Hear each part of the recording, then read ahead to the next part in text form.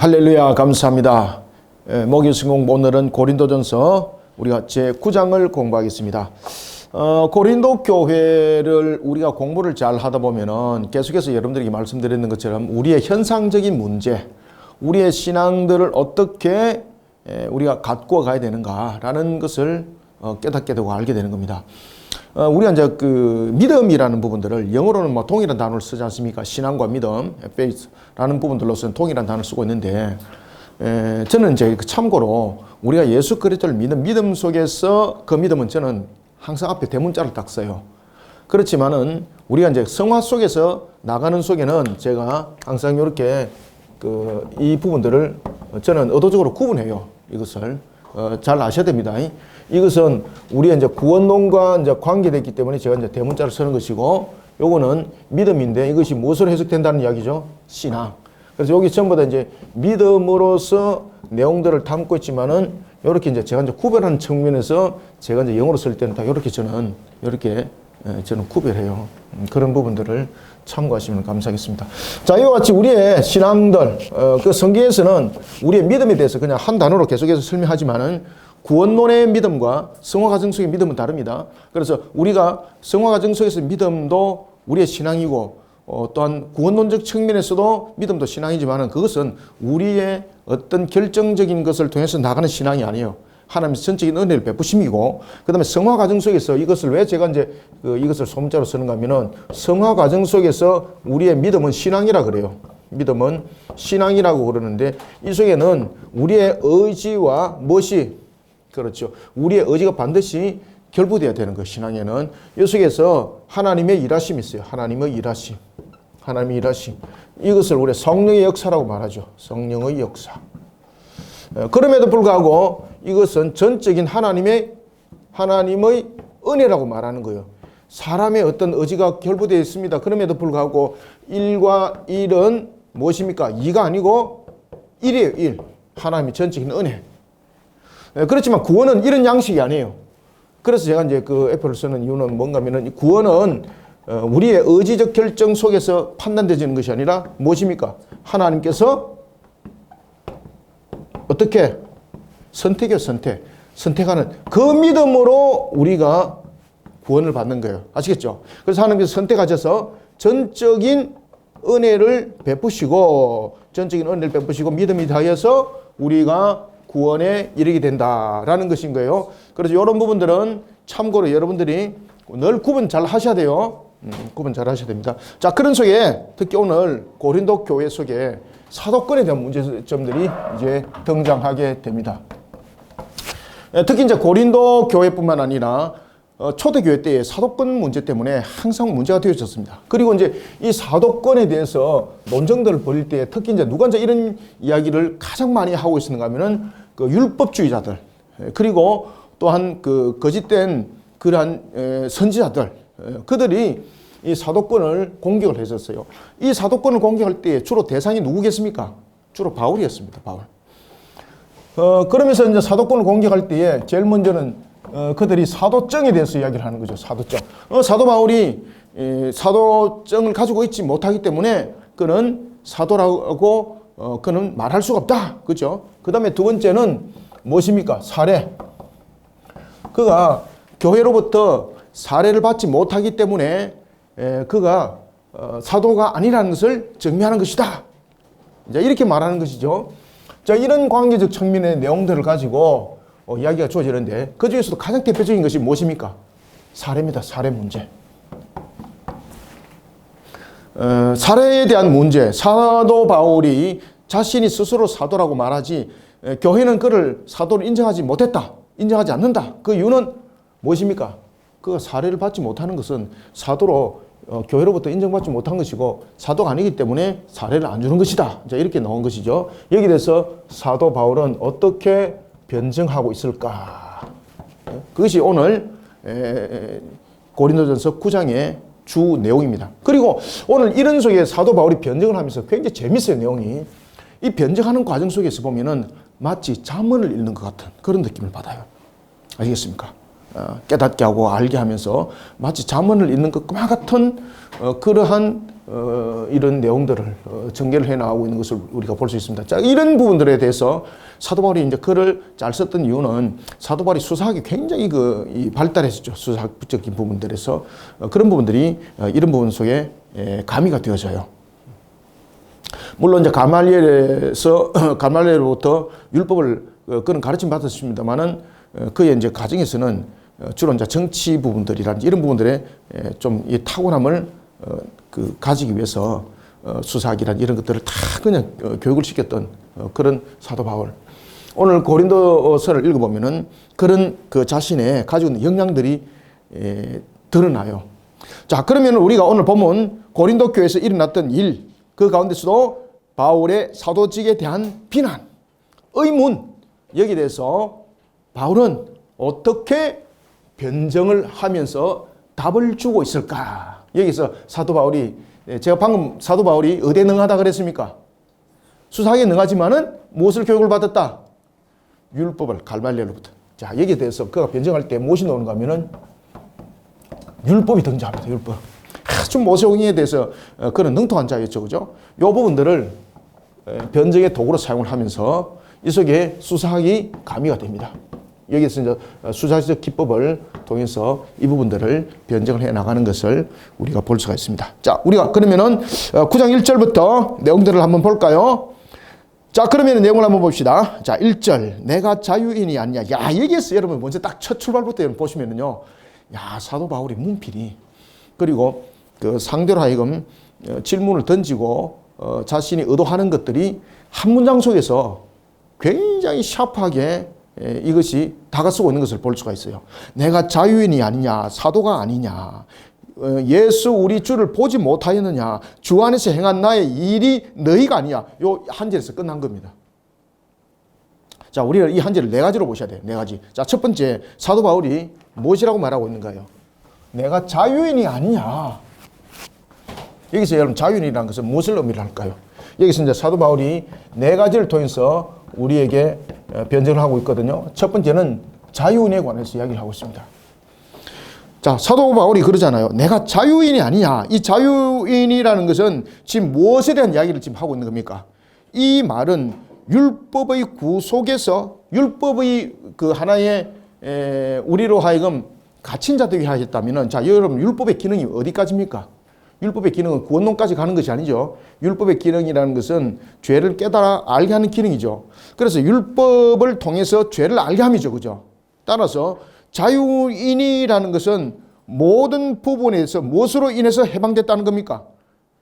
율법의 구속에서 해방돼서 그리스도 안에서 모든 것을 이룬 상태. 아시겠습니까?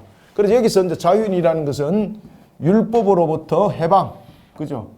율법으로부터 해방되었습니다. 자, 여러분들 율법으로부터 해방된 것은 그저 율법이라는 것이 나쁘기 때문에 족쇄를 깨고 이런 것이 아니죠. 율법이라는 것은 우리로 하여금 구세주를 바라보게 하고 그 메시아를 통해서 우리의 죄를 사함을 받는 그 과정 속에 우리로 하여금 죄를 깨달아 알게 하는 것이죠. 그래서 여기서 자유인이 됐다는 것은 뭔가 하면 율법으로부터 해방됐다는 것을 말하고 있는 것이거든요. 그러면 율법으로부터 해방됐다는 것은 무엇을 말하고 있을까요? 예수 그리스도입니다. 예수 그리스도. 예수 그리스도의 그 값으로 인하여서 자신은 자유인이 됐다는 얘기죠. 아시겠습니까? 그래서 여기서 말하는 것은 예수 그리스도의 값은, 율법의 해방은 무엇을 말하고 있는가 하면 예수님께서 율법을 어떻게 했다? 그렇죠. 율법을 완성했다. 성취했다. 율법을 완성했다. 성취했다. 지금 이 말입니다. 자유인이라는 것은. 이런 관계 등식을 여러분들 잘 아셔야 돼요. 이런 부분들을 사도 바울은 수사학적 용법을 통해서 변정을 하고 있는 거예요. 이게. 그래서 내가 자유인이 아니냐 이러면서 이 속에 그가 함축적 단어를, 함축적 뜻을 이 속에 펼쳐나가고 있는 거예요. 자, 그 다음에는 두 번째 뭐라고 말하고 있습니까? 내가 사도가 아니냐라는 것입니다. 자, 두 번째는 무엇입니까? 사도권에 대한 부분.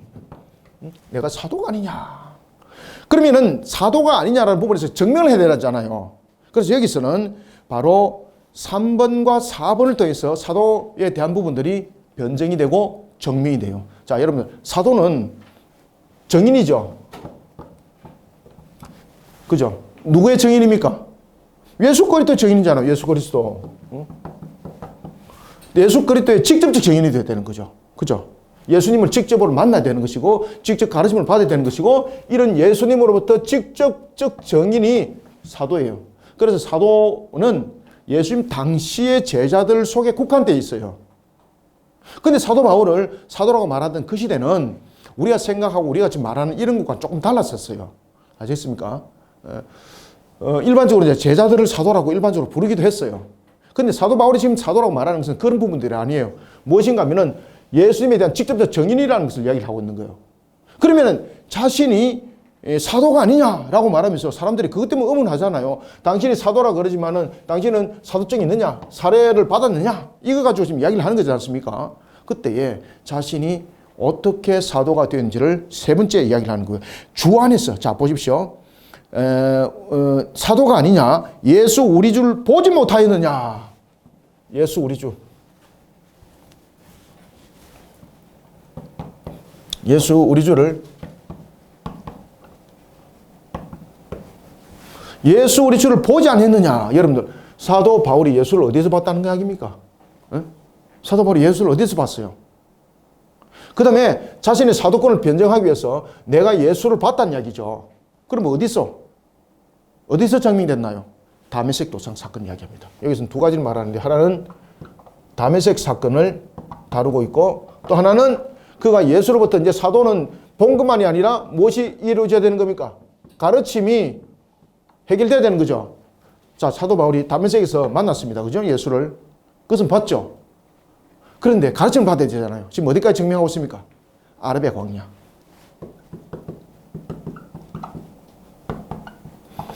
사도 바울은 아라비아 광야에서 3년이 넘도록 예수님으로부터 직접 가르침을 받아요. 그죠? 그 사실을 그가 증명을 하는 거예요. 그래서 자유인이다. 내가 사도다. 내가 예수를 내가 예수를 알지 못하는 것이 아니지 않느냐. 우리 주를 보지 못하였느냐. 이거는 무슨 말입니까? 내가 주를 봤다 이 말입니다. 아시겠죠? 그래서 여기서는 보면은 부정적인 것을 통해서 강한 부정을 통해서 긍정을 이끌어내는 거죠. 그런 수사학적 용법들이 지금 이 속에 있는 거죠. 그죠? 그러면 네 번째는 무엇입니까? 주 안에서 행한 나의 일을 너희가 딱 네 번째 들고 나오는 거. 여기 최고 중요한 겁니다. 어디서? 주 안에서 행한 일. 자, 사도로서의 그 사명들을 감당할 때에 지금 그가 주 안에서 행한 일들을 통해서 지금 사람들에게 하나, 둘, 세 가지를 전부 다 증명했다는 거죠. 아시겠습니까? 자유인이라는 거 자기 혼자 말로도 할 수 있는 거죠. 사도권에 대한 부분도 자기 혼자 말할 수 있는 거죠. 세 번째, 예수를 봤다, 가르침을 받았다, 자기 혼자 말할 수 있는 거지 않습니까? 근데 증명이 있어야 되는 거죠. 증거물이. 이 증거물이 뭔가 하면 주 안에서 행한 일을 너희들이 알지 않느냐라고 말할 때 이 주 안에서 행한 일들은 누구를 말할까요? 고린도 교인들입니다. 고린도 교인. 놀라운 것은 사도 바울이 고린도 교회를 통해서 그들을 개척하고 가르쳤고 전했던 복음. 아시겠습니까? 너희들이 바로 정인이다. 너희들이 바로 내가 사도로서의 사역을 감당하였고 이 사역이 주께서 일하심이었다는 것. 그 열매가 바로 너희들이다. 열매가 누구다? 고린도 교인들이다. 너희들이 증거물이다. 요거 1절 한 줄로 끝난 겁니다. 그래서 이 한 절이 신학적으로 굉장히 중요한 이야기를 하면서 또한 이런 부분들을 이 문장을 써내려 갔다는 것. 이 자체가 그런 이제 수사학적 부분들에 대해서 교육이 아주 잘 되었기 때문에 이런 부분들을 일목요연하게 이야기를 할 수 있는 거예요, 이게. 야, 여러분 1절이 멋지죠, 그죠? 그래서 이런 부분들이 그 마치 잠언 속에서 우리를 깨닫게 하는 것처럼 저는 이제 9장을 읽으면 마치 잠언들을 느끼는 그런 느낌을 받아요. 자, 그러면서 자, 2절 봅시다. 다른 사람에게는 내가 사도가 아닐지라도. 자, 이게는 무슨 말인가 하면은 고린도 교인들에게 굉장히 부정을 통해서 강한 부정을 통해서 강한 부정은 긍정을 이끌어내는 거거든요. 강한 부정을 통해서 긍정을 이끌어내면서 다른 교회, 다른 사람들이 나를 사도라고 인정하지 아니할지라도 너희들은 나를 부인하면 안 된다. 왜? 너희들이 증거물이기 때문에. 지금 이해됐죠? 2절 다른 사람들에게는 내가 사도가 아닐지라도 너희에게는 사도이니 나의 사도됨을 주 안에서 인친 것이 너희라. 자, 여기에 열매. 인친 것이 무엇입니까? 너희들이 열매다, 열매. 속일 수 없다, 이거. 속일 수 없다. 그래서 사도 바울은 고린도 교인이 바로 바울을 통해 그리스도를 만나게 된 거죠. 이 사실, 이 배경 이런 것들이 사도 바울이 사도권을 가지고 있다는 것을 증명하는 증거물이 되었다는 것입니다. 그러니까 다른 건에 증거물 제시하지 않겠다. 뭐 다른 사람들이 나를 사도라고 인정하지 않는다면은 나 그거 두겠다 그냥. 그런데 다른 사람들이 그렇게 말한다고 너희들도 그렇게 말하면 안 된다. 왜? 너희들은 무엇이라는 것입니까? 너희들은 나의 사도권에 대한 증거물 열매들이다. 열매들. 부인할 수 없다 이거. 부인할 수 없는 사실. 그래서 주 안에서 인친 것이 너희라라는 것은 무슨 뜻입니까? 사도라는 증거물의 열매가 너희다 이 말이에요. 아시겠죠? 사도권에 대한 증거물의 열매가 누구라고요? 고린도 교회 너희들이다 이 말이에요. 3절 나를 비판한 자들. 자, 여기서 나를 비판한 자들이 누굴까요? 여러분들요. 거짓 교사들. 그리고 또 누굽니까? 거짓 교사들뿐만 아니라 율법주의자들. 그죠? 율법주의자들. 응? 율법주의자들. 그 당시에 율법주의자들 이 속에는 누가 있었습니까? 애변주의 사상을 가지고 있는 자들이 이 속에 있었죠. 그죠? 애변주의 사상을 가지고 있는 자들이. 이런 부분들의 그러한 자들. 그래서 나를 비판한 자들에게 변명할 것이 이것이니 라는 것은 그들이 사도권에 대해서 공격하고 있잖아요. 거기에 대해서 자신이 변명할 수 있는 것은 무엇입니까? 고린도 교인. 이 열매다, 이 열매. 고린도 교인들의 이 열매다. 그래서 이것이니 라고 말하는 겁니다. 자, 이것이니 라고 말하면서 4절 우리가 먹고 마실 권리가 없겠느냐. 자, 여기 이제 여기서 나타나고 있는 사도권에 대한 이제 변적이 이제 본질적으로 이제 나타나기 이제 시작합니다. 이 두 부분 가지고 사도 바울이 사도가 아니라는 것을 그들이 거짓 교사들이 이야기를 하고 있었거든요. 사도증이 있느냐. 그 다음에 교회로부터 사례를 받지 못했기 때문에 그는 사도가 아니다는 증거보다 그렇게 제시를 하고 있거든요. 여기에 대해서 사도 바울이 이제 어떻게 변증하는가 딱 보십시오. 그래서 사도 바울이 한 인물을 등장시킵니다. 누굴까요? 바나바입니다. 바나바. 여러분들 바나바이라면은 그 당시에 여러분 바나바는 이 이제 속사도 교부였거든요. 속사도 교부. 6명의 속사도 교부가 6명 있습니다. 6명의 속사도 교부 가운데서 바나바입니다. 아시겠죠? 그죠? 그 사도로서는 직접 칭함은 받지 못했습니다. 그런데 분명히 바울보다는 바나바가 먼저 예수를 믿었습니다. 그런데 바나바는 예수님의 제자들로부터 가르침을 받았어요. 그런데 사도 바울은 누구로부터 가르침 받았습니까? 예수님으로부터. 예수님으로부터. 그래서 예수님께서 12사도의 수를 사도 바울로 해서 이방인의 사도로 세우면서 12의 개수를 딱 언약의 성취 개수를 딱 맞춰놔요. 바나바 아주 유명한 인물이었습니다. 바나바는 여러분 잘 아시죠? 그죠? 아주 부자. 그리고 이 바나바는 누가와 친족이죠. 누가 집안이 일가들이 아주 부자였어요. 여러분들요. 그런 바나바 자신의 전 재산을 다 팝니다. 전 재산을 다 팔아서 가난한 자, 불우한 자 이런 자들 위해서 그의 재산을 다 그들이 환원시킵니다. 그리고 길을 걸어요. 주의 길을 걸어요. 그런 바나바. 그런 바나바도 교회 사례를 받지 않았습니다. 그 바나바를 한 예시로 딱 끌고 들어오는 거예요. 그러면서 변절을 해 나가는 것을 보면은요, 야, 기가 막힌 이야기를 하는 거죠. 자, 보십시오. 3절부터 봅시다. 나를 비판하는 자들에게 변명할 것이 이것이니 우리가 먹고 마실 권리가 없겠느냐. 5절 우리가 다른 사도들과 주의 형제들과. 자, 여기서 주의 형제들은 누굽니까? 예수님의 젖동생입니다. 우리가 이제 참고로 여러분들 그 예수님의 그 젖동생들이 몇 명 있을까? 남자 형제들이 4명이 그 4명의 남자 형제들이 있죠, 그죠? 그게 이제 어디 나타나는 거? 마태복음 나중에 찾아보십시오. 마태복음 13장 아마 55절 맞을 거예요. 마태복음 13장. 제가 마태복음 13장으로 제가 외우고 있습니다. 한번 확인해 보십시오. 마태복음 13장 55절에 아마 있을 거예요, 아마. 지금 한번 퍼뜩 찾아보세요.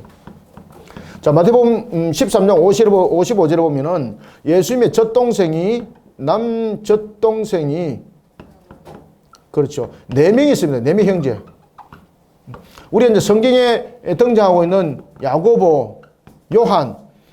야고보, 요한은 여러분들이 잘 아시는 것처럼 그 우리가 이제 죄송합니다. 야고보 유다죠, 그죠? 유다는 보면은 성경에 기록 그 성경을 기록한 인물들입니다. 야고보서, 그 다음에 유다서, 이런 부분들은 예수님의 젖동생 형제들이죠. 그리고 또 두 명은 누군가면은 일반적으로 우리가 이제 요셉이라든지 시몬이라는 이름을 많이 쓰고 있죠. 그죠? 마찬가지로 요셉, 그리고 시몬이라는 네 형제, 이 동생을 오늘 본문에서는 뭐라고 말합니까? 주의 형제들이라고 말하는 거예요. 자, 우리가 다른 사도들과 주의 형제들과 게바는 누구예요? 게바는 베드로입니다. 게바는 베드로죠.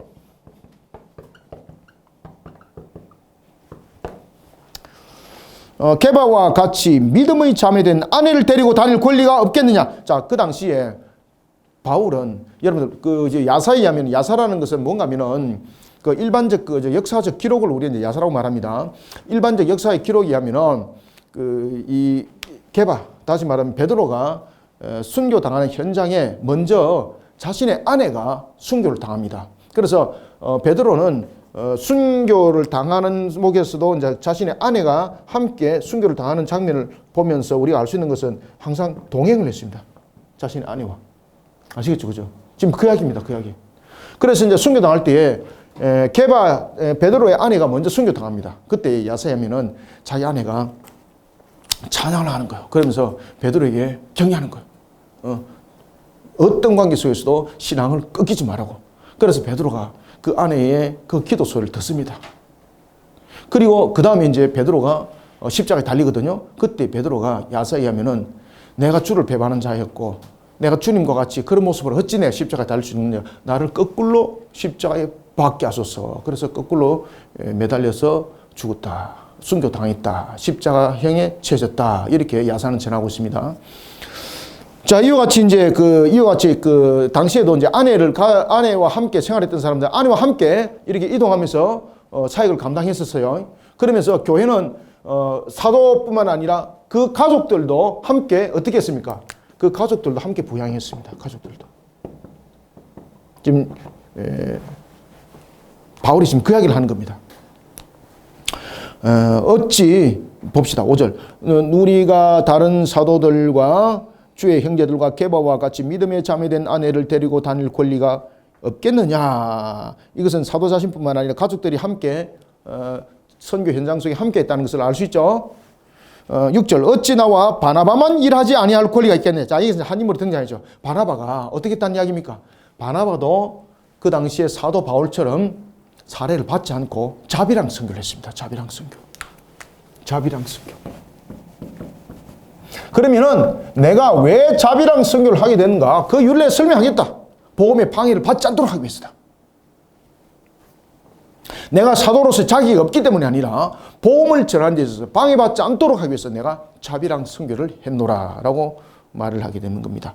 그러면서 그 한 인물이 바나바였습니다. 바나바 너무나도 잘 알고 있거든요. 그래서 바나바를 통해서 이해를 시키는 거죠. 7절. 누가 자기 비용으로 군복무를 하겠느냐. 자, 여러분 생각해 보십시오. 여러분들 군에 입대하는데 여러분들이 군에 대한 식생활비, 그 다음에 숙박비 다 지불하고 군에 입대합니까? 아니잖아요. 그죠? 군에 입대하게 되면은 일단은 하나의 국가적 차원에서 관리가 이루어지지 않습니까? 그죠? 여러 가지 필요한 군복, 그 다음에 여러 가지 이제 자재, 또한 장비, 그 다음에 일용할 양식 다 공급하는 거잖아. 그죠? 그래서 누가 자기 비용으로 군 복무하겠느냐? 자, 첫 번째. 누가 포도를 심고 그 열매를 먹지 않겠냐? 그럼 포도 심은 사람들은 포도 심은 이유가 뭐고 포도 열매를 가지고 그 결실을 얻으려고 포도나무 심은 것 아니냐? 똑같아. 누가 양떼를 기르고 그 양떼 젖을 먹지 않겠느냐? 이것은 세 가지 비유를 통했죠. 군인의 비유, 포도나무 농부의 비유, 그 다음에 목자의 비유. 이 세 비유를 통해서 특히 이 세 비유를 통해서 자신도 부양받아야 될 정당성을 가지고 있다는 거죠. 그죠? 자신이 그런 부양을 받을, 사도로서의 부양을 받을 정당성을 가지고 있음에도 불구하고 자비랑 선교를 왜 하느냐? 지금 그 이야기를 설명하는 거예요. 내가 그러면 왜 자비랑 선교를 하느냐? 자, 8절 봅시다. 내가 사람의 예대로 이것을 말하느냐? 율법도 이것을 말하지 아니하냐? 자, 일반적인 사람의 인습이나 생각을 따라서 이 부분들도 동일하지만은 일반적으로 볼 때 내가 일반적 상식을 통해서 그것을 가지고 권리를 말하는 것이 아니라 내가 지금 이 자비랑 선교를 통해서도 말할 때 먼저 잘 알아야 될 것은 율법도 모든 부분에 대해서 사례를 주라는 것을 말을 하고 있다. 그런데 내가 그런 것조차도 사례를 거부하는 이유는 무엇인가? 그것은 사도가 아니기 때문에 거부하는 것이 아니라 복음에 방해가 되지 않도록 첫 번째. 두 번째는 하늘의 상급을 위해서 내가 그렇다. 이게 내가 지금 가지고 있는 특징이다. 무슨 상급을 본다고요? 하늘의 상급, 하늘의 상급. 하늘의 상급. 내가 특히 그렇게 하는 이유가 첫 번째는 복음에 방해가 되지 않도록 하기 위해서고, 두 번째는 무엇을? 하늘의 상급을 바라보고 내가 지금 이 자비랑 선교를 하고 있다. 그러니 어찌 세상에서 받을 그 영광을 내가 취할 수 있겠냐? 나는 그 세상의 영광보다도 하늘의 영광을 보고 지금 하늘의 상급을 찾는 것이다. 지금 이해됐죠? 그래서 그 자비랑 선교하는 두 가지 큰 이유를 지금 설명하고 있는 거예요. 첫 번째는 무엇을? 복음의 방해를, 복음을 전하는데 방해를 받지 않기 위해서. 왜 그런가 하면 간섭할 수 있다는 거죠. 그죠? 이렇게 사례를 주면서 간섭할 수 있다는 거죠. 그리고 여러 가지 부분에서 또 제약이 들어올 수 있다는 거죠. 두 번째, 모든 부분에 대해서 하늘나라에 위해서 일을 했고 그 사역을 펼쳐나가는 부분에서 하나님께서 모든 필요를 채워주신다는 그 믿음 속에 하늘의 상급을 찾는 이 속에 내가 지금 자비랑 선교를 하고 있다는 거죠. 자, 이 중요한 이야기가 바로 이 내용들입니다. 자, 8절 이하입니다. 내가 사람의 예대로 이것을 말하느냐? 율법도 이것을 말하지 아니하느냐? 율법에서 뭐라고 말하고 있습니까? 율법에서는 당연히 사역을 이루는 자다. 자, 여러분들, 율법에 보면은 성전에서 일하는 레위인들 분명히 사례를 다 책임지도록 하죠. 그 다음에 제사장들 전부 다 책임 다 지도록 하죠. 성전에서 노래하는 자들 전부 다 책임 다 지게 하죠. 그죠? 당연한 것이다. 근데 내가 왜 사례를 안 받느냐? 당연한 것임에도 불구하고 내가 왜 사례를 안 받겠느냐? 두 가지 이유다. 자, 봅시다. 9절 모세의 율법에 곡식을 밟아 떠는 소에게 망을 씌우지 말라 기록하였으니 어찌하여 하나님께서 어찌하여 소들을 위하여 염려하심이냐? 이게 무슨 말인가 하면은 심지어 하나님께서 일하는 소에게 먹을 것을 주라고도 말씀하셨다. 그죠? 여러분들, 소가 일을 하는데 굶기면서 소가 일을 하겠습니까? 못하는 거죠. 그러니까 이 말은 무슨 말인가 하면은 심지어 가축도 율법에 의하면은 노동에 대한 대가를 보장받도록 했다. 하물며 창조주의 면류관으로 세워진 사람인 나, 그리고 사도로 세워진 나, 두 말할 필요 없다. 당연히 사도로서의 그 사역들을 감당하면서 사례를 받아야 되는 것이 마땅하다. 10절 오히려 우리를 위하여 말씀하심이 아니냐? 과연 우리를 위하여 기록된 것이니 밭 가는 자는 소망을 가지고 갈며 곡식 떠는 자는 함께 얻을 소망을 가지고 떠는 것이라. 11절 우리가 너에게 신령한 것을 뿌렸은적 너희의 육적인 것을 가두기로 과하다 하겠느냐? 그래서 지금 사도의 생계를 위한 비용을 교회가 마땅히 지불해야 되는 것은 당연한 것이다. 12절 다른 이들도 너희에게 이런 권리를 가졌거든 하물며 우리일까 보냐. 그러나 우리가 이 권리를, 여기서 이제 우리는 누굽니까? 누구를 데리고 들어왔다 그랬죠? 여기에 바나바. 그래서 여기서 지금 바울가 바나바를 이야기를 하고 있는 겁니다. 하물며 우리일까? 12절 다른 이들도 너희에게 이런 권리를 가졌거든 하물며 우리일까 보냐. 그죠? 범사에 참는 것은 그리스도의 복음에 아무 장애가 없게 하려 하심이라. 자, 그러면은 자신이 마땅히 받을 그 권리, 그 부양받을 그 권리 행사하지 않는 이유가 어디 있는가? 첫 번째, 어디 있다는 겁니까? 복음에 장애가 없도록 하기 위해서다. 자, 그러면은 그가 사례를 받지 않는 제일 첫 번째 이유가 무엇이라 그랬습니까? 첫 번째, 복음에 장애가 되지 않도록. 되지 않도록. 참, 이게 하나님 안 만나고 여러분 이런 이야기가 주어질 수 없습니다. 그죠? 예. 왜 자비랑 선교를 하는가? 첫 번째는 복음의 장애가 되지 않도록 하기 위해서. 자, 13절. 13절 성전에 일을 하는 이들은 성전에서 나는 것을 먹으며 제단에서 섬기는 이들은 제단과 함께 나누는 것을 너희가 알지 못하느냐. 자, 성전의 일을 하는 자들은 누굽니까? 구약의 레위인들 기록해 놓으세요. 구약의 레위인들. 자, 그 다음에 제단에서 섬기는 이들은 누구예요? 구약의 제사장들. 그들도 제단에서 섬기다 함께 나눴다. 그죠? 사례를 다 받았다. 응? 그 그리고 그런 부분들을 백성들이 전부 다 책임을 다 졌다. 그것이 예물이었지 않습니까? 그런 속에 마땅한 것이다. 14절 이와 같이 주께서도 복음을 전하는 자들이 복음으로 말미암아 살리라 명하셨느니라. 자, 이게 무슨 말인가 하면은, 자, 예수님께서 제자들을 전도 현장에 내보냈죠, 그죠? 전도 현장에 내보낼 때 뭐라고 말했습니까? 너희들이 먹는 것 그런 거 챙겨하지 마라. 너희들을 그 가정에 들렸을 때 그 가정에서 너희들을 섬길 것이다. 만약에 섬기지 아니하고 너희들에게 박대하든지 너희들을 반기지 않으면은 무엇을 털어라? 그 집에서 나와라. 그리고 문지를 털고 나와버리라. 그죠? 마땅히 사역을 감당함에 있어서 마땅히 섬김을 받을 부분에 대해서 주님께서도 말씀하셨어요. 그죠? 아주 중요한 부분들이에요. 근데 자신은 왜 그것을 안 했을까라는 것입니다. 첫 번째 이유가 무엇이라고? 복음의 장애가 되지 않도록 하기 위해서. 왜? 사례를 주면서 여러 가지 간섭이 되어주고 여러 가지 부분들이 이렇게 들어올 수 있으니까 자신이 지금 선교를 하는 데 있어서는 한 지역 선교가 아니지 않습니까? 여러 군데 순회 전도를 하면서 순회 사역이지 않습니까? 이런 부분에 문제가 생길 수 있다. 왜 그런가 하면 자신은 이방인이 지금 사도잖아요. 한 지역을 섬기는 감독이 아니지 않습니까? 그렇기 때문에 내가 지금 살을 받지 않는 것이다. 왜 그런가 하면 내가 지금 한 군데 국한돼서 있는 것이 아니라 어떻게 된다는 겁니까? 순회 사역이 이방인의 순회 사역, 하나님께서 명하신 땅끝까지 가야 되는 것이 나의 사역이기 때문에 내 부분은 그런 사례적 부분들이 아니라 너희들이 지원을 한다면 무엇으로 지원하라? 선교비로서 보내야 된다. 선교비로서. 사례가 아니라. 지금 이해되고 있습니까? 그래서 사도 바울이 선교비에 대해서도 항상 이야기를 해요. 그래서 특히 이제 마게도냐 교회 같은 경우는 사도 바울을 선교하는 데 적극적으로 도왔잖아요. 지금 이해되고 있죠? 그래서 이제 그 지역적 부분에서 사례를 받지 않는 이유는 복음의 장애가 되기 때문이라는 것은 자신이 이제 순회 사역을 해야 될 그런 사명이기 때문에 한 지역에 머물 수가 없는 거죠. 그죠? 그러다 보니 사례가 아니라 자신에게 만약에 후원을 한다면은 그것은 사례가 아니라 선교비로서의 함께 지원이 이루어져야 된다는 그러한 상식적인 내용들을 함께 설명하고 있습니다.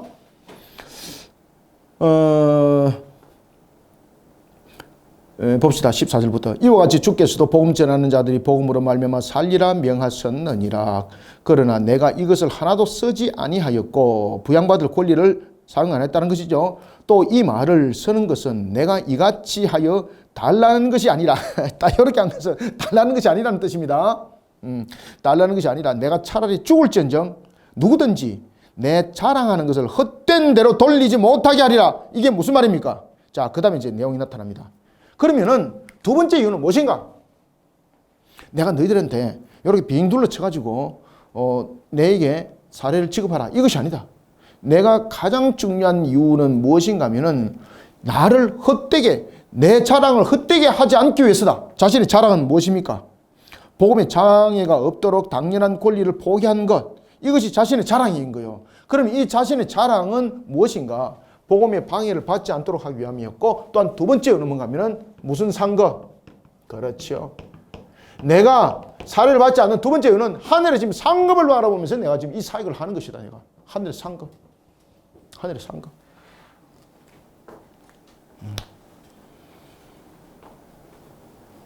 16절 내가 복음을 전할지라도 자랑할 것이 없으면 내가 부득불할 일임이라. 그러나 복음을 전하는 데 있어서 내가 자랑할 건 아무것도 없는 거죠. 그런데 복음을 전하는 데서 자랑 삼을 것이 아무것도 없는 것은 뭔가 하면은 자신이 구원받은 사실이 얼마큼 큰 빚진 자라는 것을 증명하는 거예요. 내가 주님으로부터 이미 큰 빚진 자인데 내가 복음을 전하면서 내가 자랑 삼을 것이 뭐가 있겠노. 그런데 내가 하늘로부터 받을 수 있는 상급이 딱 한 가지가 있다. 그것은 뭔가 하면은 교회로부터 사례를 받는 것이 아니라 하나님으로부터 사례를 받는 것이다. 이거 지금 이해됐습니까? 내가 하늘로부터 하나님으로부터 주님으로부터 큰 빚진 자다 내가. 그래서 나는 자랑 삼을 거 아무것도 없다. 그런 자랑 삼을 것이 아무것도 없는 내가 어떻게 사례를 받겠느냐. 근데 내가 또한 사례를 받지 않는 이유는 하늘의 상급을 바라봅니다. 하늘의 상급. 내가 하늘로부터 주는 사례를 받기 위함이다. 멋지잖아요, 이거. 18절. 그런즉 상이 무엇이냐? 17절 했나요? 17절. 내가 내 자유로 이것을 행하면 상을 얻으려니와 내가 자유로 아니한다 할지라도 나는 사명을 받아노라. 그런즉 내 상이 무엇이냐? 내가 복음을 전할 때에 값없이 전하고 복음으로 말미암아 내게 있는 권리를 다 쓰지 아니하는 이것이로다. 다시 말하면 사도 바울이 물질적 보상 없이 복음을 전했죠. 그리고 그 자체 누구를 지금 기뻐하게 하는 겁니까? 주를 기뻐하게 하는 거예요. 이게 주를 기뻐하게 하는 거예요. 19절 내가 모든 사람에게서 자유로우나 스스로 모든 사람에게 종이 된 것은 더 많은 사람을 얻고자 함이라. 심지어 구원에 이르도록 많은 사람들 복음에 이르도록 자신이 종되는 것을 오히려 더 기뻐했다. 이런 복음의 증거 사역, 이런 섬김의 모습, 그러한 주님의 삶과 가르침을 실천하는 사역, 누가 지금 기뻐한다는 겁니까? 하나님이 기뻐하는 거예요. 하나님 기뻐하는 거예요. 그래서 하나님께서 나에게 지금 사례를 준비하고 있는 거예요. 그렇게 내가 하나님을 기쁘게 하니까 하나님이 나에게 줄 사례를 지금 하늘에서 지금 계산하고 있다는 거죠. 그것이 무엇입니까? 하늘의 상급이라는 거, 하늘의 상급. 나는 너희들한테 지금 사례를 받지 않지만 지금 누구에게 지금 사례를 받고 있다? 하나님께 지금 사례를 받고 있다, 지금. 그렇게 해서 내가 너희들에게 사례를 받게 되면 무슨 사례가 된다? 이중 사례가 되기 때문에 또 안 받는다. 지금 이해되고 있습니까? 야, 이런 신앙이 어디서 나타납니까? 그죠? 이런 부분들을 지금 여러분들 수사학적 부분들을 통해서 지금 이게 증거하고 있는 거예요. 이해됐죠? 사례를 여기서 받고 저기서 받는가? 그거는 그 이중 사례는 안 맞죠, 그죠? 그래서 사도 바울이 무엇을 말하고 있는가 하면 너희들한테는 사례를 내가 지금 받고 있지 않지만 누구의 지금 사례를 받고 있다? 하늘에서 지금 사례를 받고 있다. 그것이 무엇입니까? 상급. 지금 주님께서 사례를 지금 계산해 놓고 있는데 이거 세상에서 비교할 수 없는 사례금 내가 지금 받고 있다네요, 지금. 나는 그 기쁨에 지금 살아가고 있다. 이해되셨죠? 이 문장이 그 내용을 설명하고 있는 겁니다. 그래서 19절이 참 의미 있습니다. 내가 모든 사람에게서 자유로우나 스스로 모든 사람에게 종이 된 것은 더 많은 사람을 얻고자 함이라. 이렇게 하면서 내가 주님으로부터 하늘로부터 이미 지금 사례를 받고 있는 거예요, 지금. 20절. 그러면서 자신이 이제 사역을 어떻게 펼쳤는가 보십시오. 그러면서 자신이 사도로서의 펼친 사역에 대해서 예를 들어서 이야기를 합니다. 20절.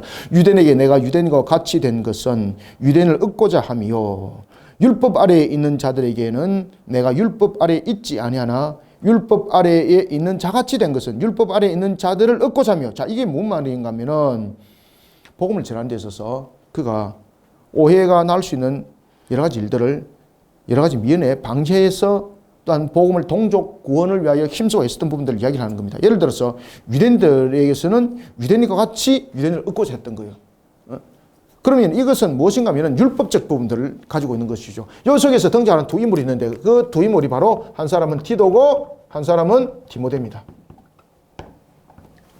자, 디도는 둘 다 부모가 디도는 여러분 잘 아시는 것처럼 그 헬라인입니다. 헬라인. 디모데는 아버지가 누굽니까? 아버지가 헬라인이요.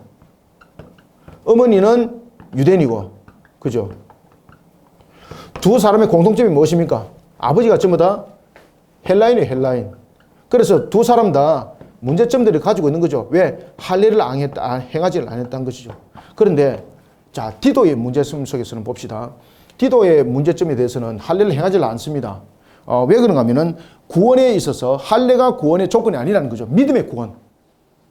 그래서 이방인들의 구원을 할 때는 똑같은 할례를 가지고 적용을 하는 겁니다. 똑같은 할례를 가지고 이해를 시킬 때에 이방인들에 대해 구원을 이루고자 했을 때는 디도의 문제에 대해서 할례를 억지로 행하지 않도록 했다. 왜 그런가 하면 할례가 구원이 아니기 때문에.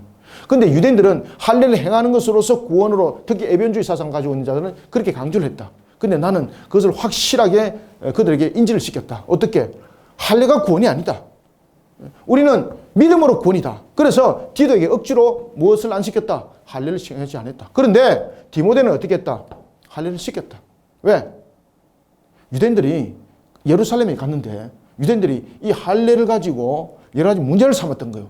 그러면은 디모데 같은 경우는 할례를 행하든 할례를 행하지 않든 이미 구원받은 자지 않습니까?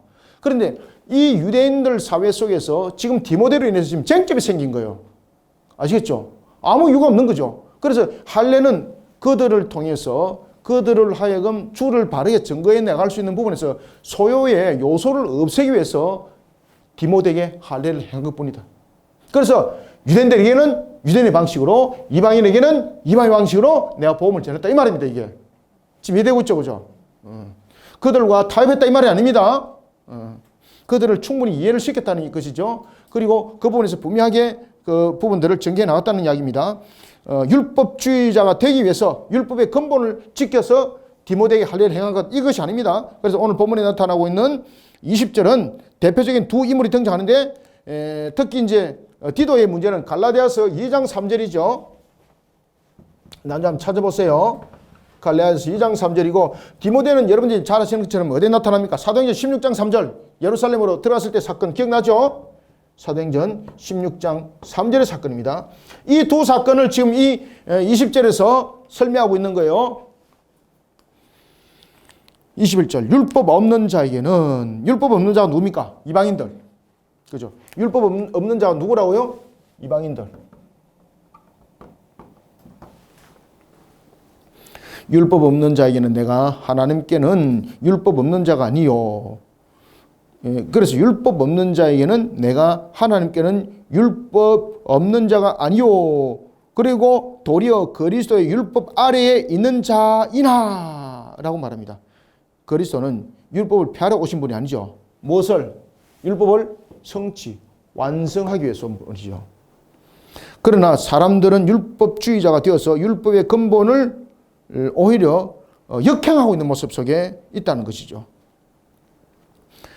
그래서 도리어 그리스도의 율법 아래에 있는 자이나 율법 없는 자와 같이 된 것은 율법 없는 자를 얻고자 함이라. 그래서 우리가 율법을 지키는 것이, 지키고 안 지키는 것이 지금 중요한 것이 아니라 예수 그리스도 안에서 믿음으로써 율법은 성취되고 완성이 된 것인데, 이런 부분들을 가지고 지금 믿음으로 구원을 말하는 것이 아니라 에벤조 같은 경우는 유대인화를 계속 주장하고 있다. 그런 속에 때로는 유대인들을 전도를 하는 측면에서 때로는 그들에게 논쟁의 씨를 없애기 위해서 디모데를 할례를 행했던 일들이 있고, 그 다음에 오직 믿음의 구원이라는 부분에서 확실한 개념을 이방인들에게 세우기 위해서는 할례를 권장하고 있었지만 디도에게 할례를 권장하지 않았다. 그것은 무엇인가 하면 오직 우리의 구원은 무엇이라는 겁니까? 믿음으로 말미암은 구원이다. 이런 부분에서 내가 그 내용들을 전개해 나왔다라는 것을 설명하고 있는 겁니다. 자, 그래서 오늘 이제 본문들이 이런 내용 속에서 전개되는 겁니다. 자, 22절. 약한 자에게는 내가 약한 자와 같이 된 것은 약한 자를 얻고자 함이요. 그래서 사도 바울이 여러분 복음을 어떤 편법을 사용했다는 것이 아닙니다. 그들을 잘 이해할 수 있도록 다가섰다는 이야기입니다. 아시겠죠? 그죠? 그래서 율법 없는 자에게는 율법 없는 자가 아니라 오히려 그리스도 율법 아래 있는 자이나 율법 없는 자와 같이 됐다는 것이죠. 아시겠죠? 그래서 그들의 이 형편에 맞춰서 그들을 복음을 전할 때에 편법을 사용했다는 것이 아니라 그들을 잘 이해를 시켰고, 그들의 또한 가지고 있는 알지 못하는 그 개념 속에 욱박지르고 막 주장하고 이런 식으로 안 했다. 그런 모습 속에 율법이 없는 자에게는 마치 율법이 없는 자처럼 행동한 것은 그런 속에서 타협을, 복음을 희석시킨 것이 아니다. 그렇게 하면서 디도와 디모데를 통해서 그들에게 믿음의 구원이 무엇인지를 가르쳤던 것이다. 지금 이해되셨죠? 그래서 22절에 보면은 약한 자들에게는 내가 약한 자와 같이 된 것은 약한 자들을 얻고자 하며 이제 이야기를 하는 거예요. 내가 여러 사람에게 여러 모습이 된 것은 아무쪼록 몇 사람이라도 구원하고자 합니다. 다시 말하면은 오늘 이제 본문에 나타나고 있는 것처럼 21절의 내용입니다. 율법 없는 자에게 내가 율법 없는 자가 된 것, 그 다음에 율법 아래에 있는 자들을 얻고자 한 것, 그 다음에 세 번째 20절과 21절, 22절이죠. 약한 자에게는 내가 약한 자가 된 것, 이것이 몇 명이라는 것입니다. 여기서 몇 명이라는 것은 몇 사람 이게 아닙니다. 분류를 말하고 있는 겁니다. 세 분류. 첫 번째 분류는 누굽니까? 20절에 유대인들, 그 다음에 21절에 율법 없는 자들, 세 번째 약한 자들. 그렇죠. 요들을 몇 명이라고 말하는 겁니다. 첫 번째는 누구라고요? 그렇지. 유대인들. 그 다음에 두 번째는 누구? 율법 없는 자들. 그죠? 율법 없는 자들. 율법이 없는 자들. 그 다음에 세 번째는 누구요? 약한 자들. 이들을 가리켜서 22절에 몇 사람이라고 말하는 거예요. 몇 사람. 여기서 몇 사람이라는 것은 뭐 2명 내지는 3명 이 말이 뭐 이런 말이 아닙니다. 이 몇 명이라는 것은 분류를 말하고 있습니다. 이 분류들. 그래서 몇 사람이라는 것은 세 분류의 사람들. 세 분류의 사람들을 말하고 있습니다. 자, 봅시다. 내가 23절.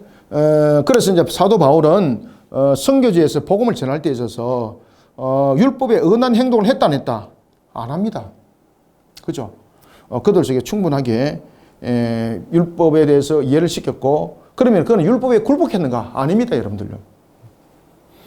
그러면 이제 이방인들에 대해서는 이렇게 전하고, 유대인들에게는 저렇게 전하고, 가는 데마다 그러면은 복음이 타협을 이뤘는가? 아니라는 거예요. 그들에게 이해를 잘 하지 못하는 것은 그들의 접근법을 통해서 그들에게 들어가서 복음에 대한 정확한 부분들을 그들에게 이해시키고, 그리고 또한 성령께서 그들을 만들어가는 과정 속에 복음화가 이루어졌다는 겁니다. 복음이 타협을 통해서 희석된 것을 말하고 있지 않습니다. 자, 23절. 내가 복음을 위하여 모든 것을 행함은 복음에 참여하고자 함이라. 바울은 다른 사람들 하여금 구원에 이르도록 자신의 모든 노력을 기울였다는 겁니다. 그러면서 모든 노력을 기울인 것이 어디로 지금 와닿는 겁니까? 하나님으로부터 사례받는 거예요, 사례. 하늘로부터 상급 받는 거예요, 상급. 그래서 내가 이런 여러 가지 노력들을 하면서 그걸 하는 이유는, 또 하나는 하늘에서 지금 하나님께서 내가 지금 사례 계산 타고 있다, 이거. 건수마다. 그러니까 내가 얼마나 기쁜지 모른다, 이거 지금. 너희들한테 받는 사례보다도 하늘로부터 받는 상급을 내가 지금 기뻐하고 있는데, 만약에 너희들이 이 사례를 줘버린다면 하늘의 상급은 사라지게 되는 것이다. 그럼 나는 슬프다, 이거. 23절. 내가 복음을 위하여 모든 것을 행하면 복음에 참여하고자 함이라. 운동장에서 다름질하는 자들. 자, 여러분들 여기서 운동장에서 다름질하는 자들 누굴까요? 예? 여기 여러분들 여기서 24절에서 운동장에서 다름질하는 자와 다름질하라는 것은 내용이 다릅니다. 여기서 운동장에서 다름질하는 자는, 운동장에서 다름질하는 자는 누군가면요, 여기서 다름질하는 자는 이방인입니다. 이방인.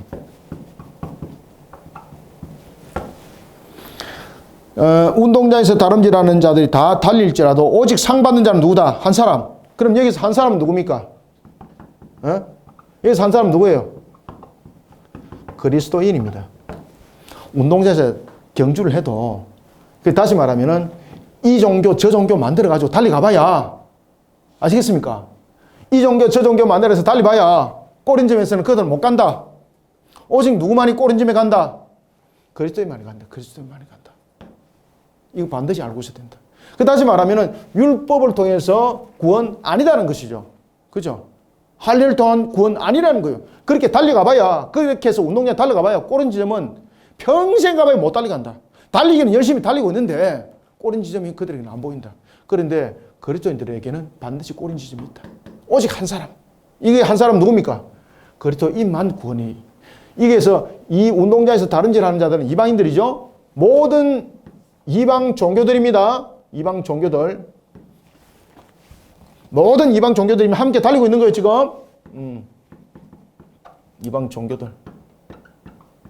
그 이방 종교를 믿고 있는 이방인들 평생 달리가 봐요. 그들은 꼬린 지점 없다. 오직 그리스도만이 꼬린 지점이 있다. 구원론을 말하고 있습니다, 이게. 그래서 여기서 운동장을 다름질하고 한 사람은 무엇을 지금 의미를 상징하고 있습니까? 그래서 제가 이것을 굉장히 자문적이고 수사학적이다, 이렇게 말씀을 주는 거예요. 여러분, 구원론을 펼치고 있습니다. 구원론. 오직 그리스도인만이 구원이 있다, 이 말이에요, 이게. 아주 멋진 말이죠, 이거. 이 감동이 안 됩니까, 여러분들? 감동이. 내가 혼자 감동이 되는가? 운동장에서 다름질하는 자들이 다 달릴지라도, 이제 이해되시죠? 이것은 모든 종교들입니다. 이방 종교들. 달리봐야 꼬린짐 없다. 이건 구원론입니다. 구원론은 이제 수학적인 측면에서 이것을 풀어나가는 거예요.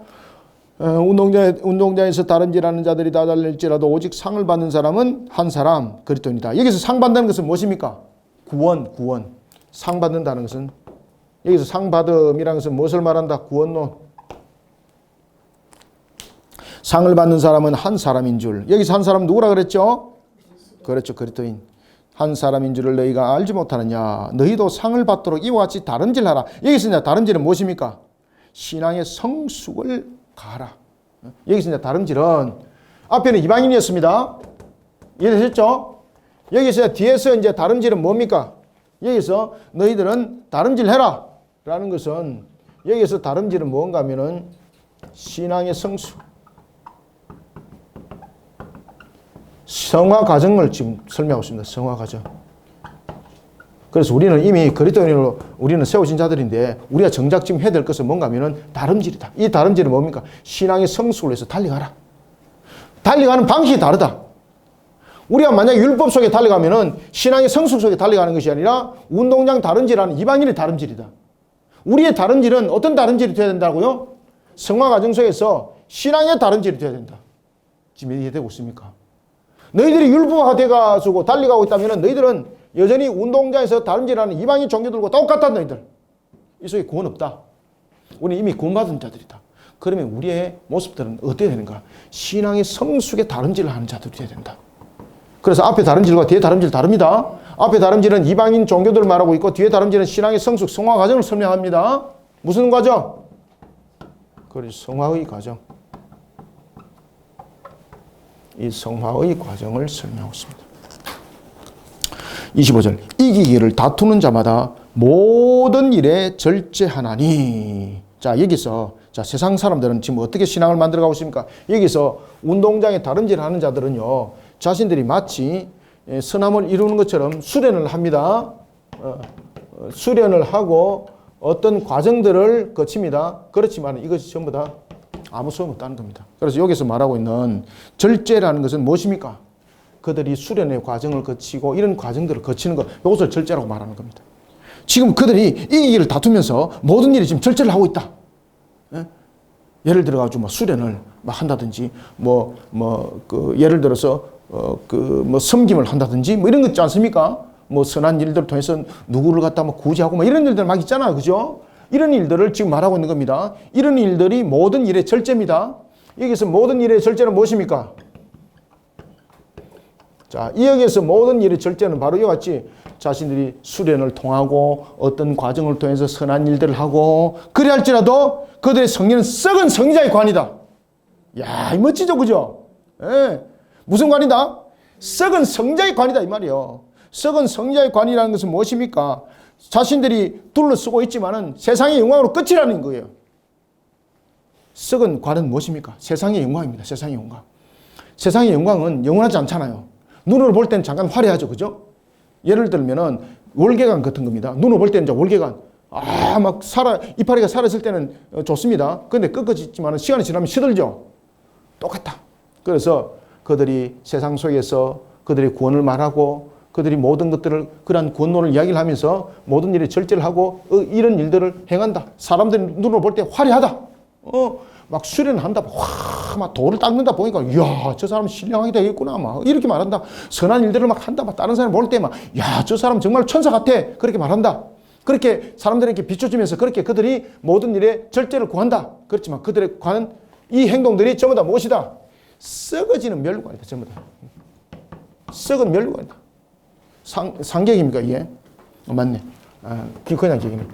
썩은 멸관이다 이거. 전부 다 썩은 멸관이다.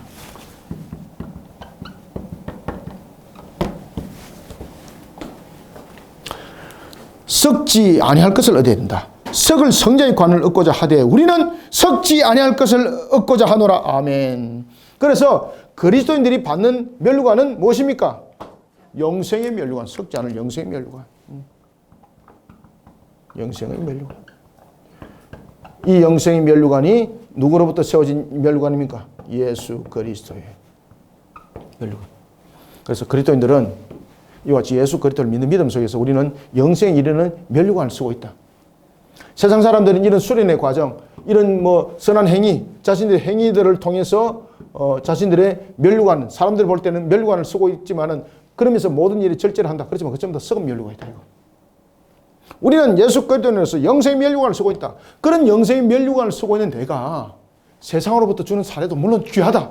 근데 나는 그보다 더 귀한 것을 지금 사례를 받고 있다. 누구로부터? 하나님으로부터. 그래서 하나님으로부터 내가 지금 사례를 받고 있기 때문에 교회로부터 지금 사례를 받을 이유가 없다. 왜? 이중 세례가 되기 때문에.